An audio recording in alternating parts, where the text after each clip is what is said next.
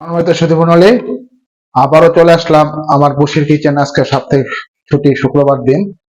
আজকে আমি রান্না করব। সাধারণত সাপ্তাহিক দিন বলতে আমি নিজে রান্না করতে পছন্দ করি, এবং রান্না করতে করতে কথা বলতে বলতে রান্না করতে আমি আনন্দ পাই, এবং এটা আপনাদের সাথে শেয়ার করি। যদি আসলে এই জিনিসটা কারো যদি ভালো না লাগে বা যে বিরক্তির কারণ হয়, দয়া করে অ্যাভয়েড করবেন, কিন্তু এটা আমার খুব পছন্দের একটি জায়গা। আজকে রান্না করব মোটামুটি আজকে অনেকগুলো শাকের সমন্বয় ঘটিয়েছে। আজকে রান্না করবো হলো পুঁই শাক।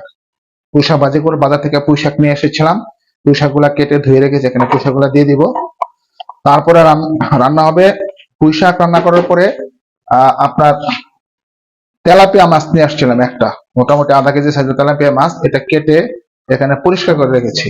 এই তেলাপিয়া মাছ রান্না হবে হলো আপনার বেগুন এবং টমেটো দিয়ে। এখানে বেগুন এবং টমেটো কেটে রেখেছি, এবং ভর্তা হবে আজকে দুই পদের। আপনারা দেখেন, ভাতের সাথে ভর্তা হবে এখানে ঢেঁড়স এবং করল্লা, করল্লা ভর্তা। আজকে ভর্তা হবে দুইটা, আর ঢেঁড়স ভর্তা এবং করল্লা ভর্তা। এটা ভাত যখন রান্না করবো ভাতের সাথে একসাথে হয়ে যাবে। আর রান্না হবে হলো আপনার পুঁই শাক ভাজি। প্রথমে আমি পুঁই শাকটা বসিয়ে দিব। এখানে পুঁই শাকগুলা কেটে আমি ধুয়ে রেখেছি। এর সাথে দিয়ে দিব হলো আপনার পেঁয়াজ কুচি, পেঁয়াজ কুচি দিয়ে দিব। তারপরে মরিচ দিয়ে দিব, আর কয়েকটা শুকনো মরিচ দিব, যাতে আপনার এটা আপনার ভালো লাগে খাইতে। শুকনো মরিচ দিয়ে দিব এখানে। আর কয়েকটা রসুন দিব। রসুন দিয়ে অল্প লবণ দিয়ে তেল দিয়ে বসিয়ে দিব, অন্য কিছু দিব না। এখানে অল্প লবণ দিব, মোটামুটি লবণ দিয়ে, আর একটু তেল তেল দিব। তেল দিয়ে পুঁই শাকটা প্রথমে রান্না করব পুঁই শাক। আর কোনো পানি দিব না, পুঁই শাকের যে পানি আছে সেই পানি দিয়ে হয়ে যাবে।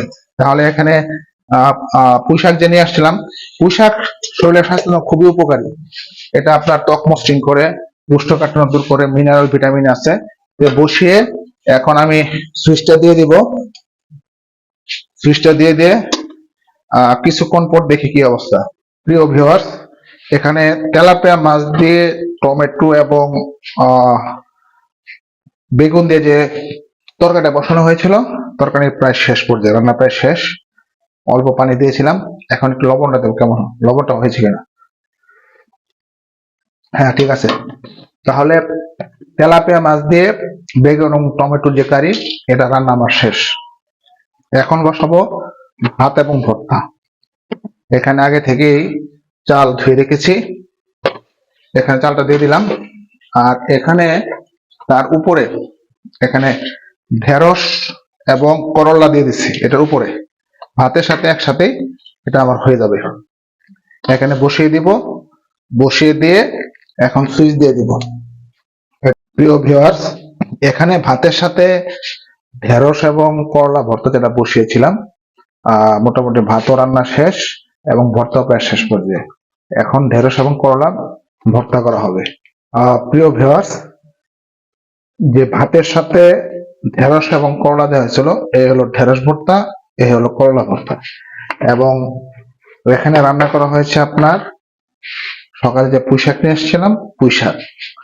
এবং এখানে হলো আপনার যে আপনার তেলাপিয়া মাছ, টমেটো এবং বেগুন দিয়ে। আজকে মোটামুটি ভাবে সব প্রায় অনেকগুলো সবজির এখানে আছে। ঢেঁড়স, করল্লা, পুঁই শাক, তারপরে বেগুন এবং টমেটো। দুইটা ভর্তা, একটা শাক, একটা কারি দিয়ে আজকে দুপুর খাবার হবে। আজকে বসির কিচেন থেকে আমি কৃষিবিদ বসির আহমেদ এখানে বিদায় নিচ্ছি। ধন্যবাদ সবাইকে।